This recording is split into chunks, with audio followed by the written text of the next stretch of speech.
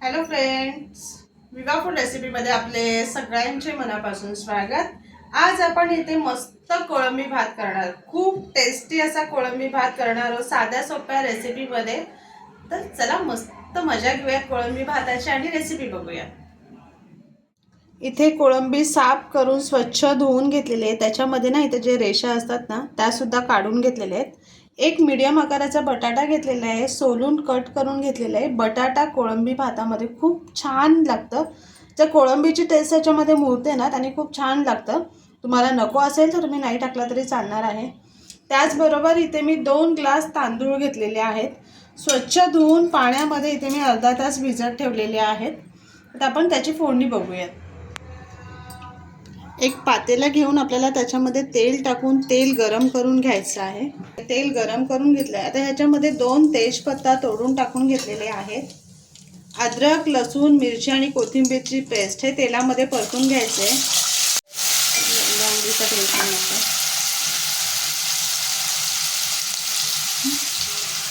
इथे मी 3 मोठे कांदे घेतलेले आहेत मोठ्या आकाराचे आणि 3 टोमॅटो ते सुद्धा मोठे घेतलेले आहेत, बारीक कट करून घेतलेत.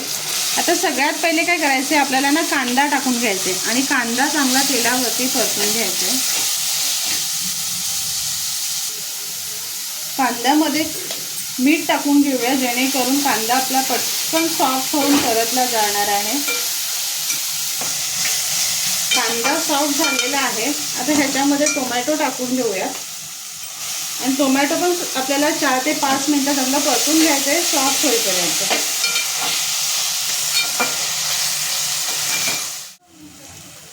कांदा टोमॅटो आपले छान सॉफ्ट झालेले आहेत.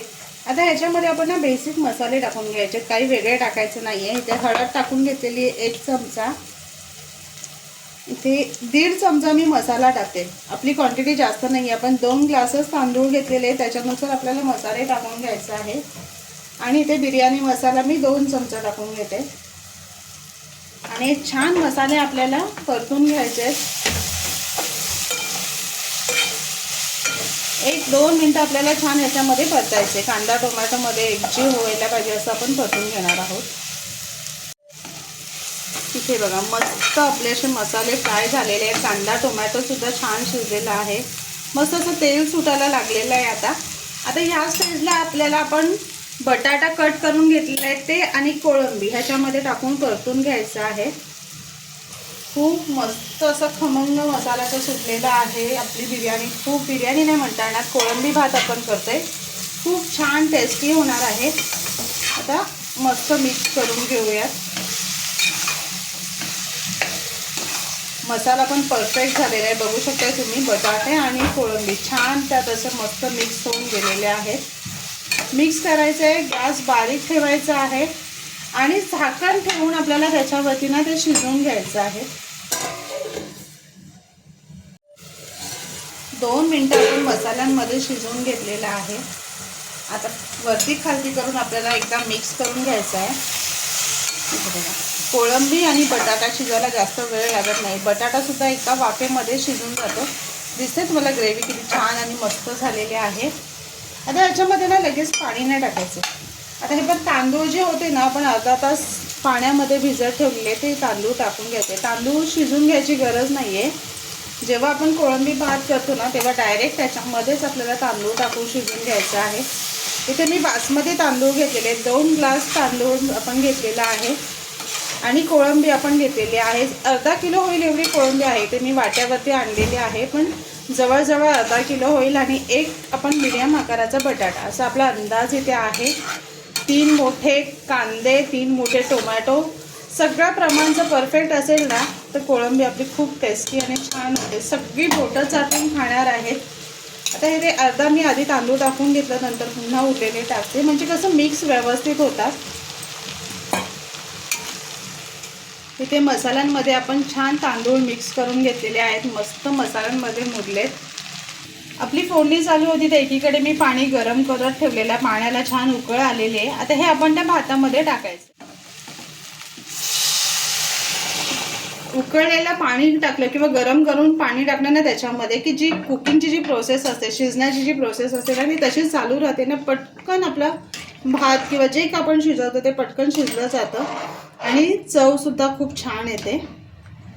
आता इथे 2 ग्लास तांदूळ घेतलेले आहेत, त्याच्या प्रमाणानुसार इथे मी 4 ग्लास पाणी घेतलेलं आहे। पाणी गरम करून त्याच्यामध्ये टाकून घेतले। आता ह्याच्यामध्ये चवीप्रमाणे आपल्याला मीठ टाकायचं आहे।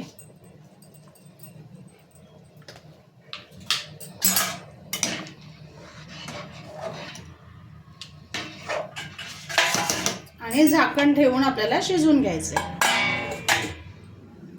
कोळंबी भात तयार होते तोपर्यंत इथे कोशिंबीर करून घेऊयात। इथे मी अर्धा टोमॅटो घेतलेला आहे, अर्धा कांदा घेतलेला आहे आणि इथे मी अर्धा बीट घेतलेला आहे।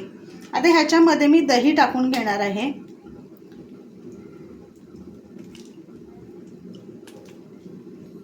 आणि ह्याच्यामध्ये चवीप्रमाणे मीठ टाकून घ्यायचं आहे आणि हे छान मिक्स करून घ्यायचे।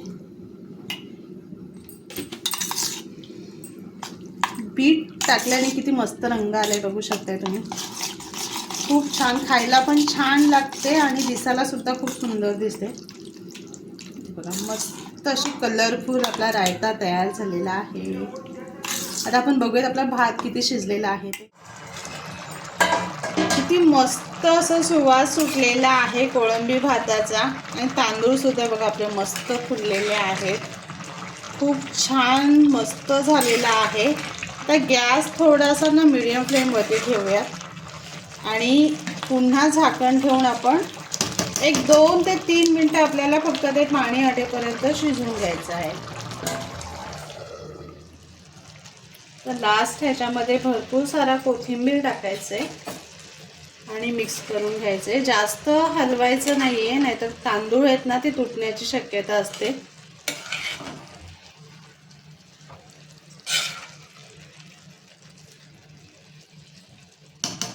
आणि गॅस बंद करायचा आहे आणि झाकण ठेवून एक 7 ते 8 मिनिटं असंच ठेवून द्यायचे। इथे टेस्टी असा कोळंबी भात आपला तयार झालेला आहे। बघूया मुलीला आवडतोय का, तिला देऊयात आपण।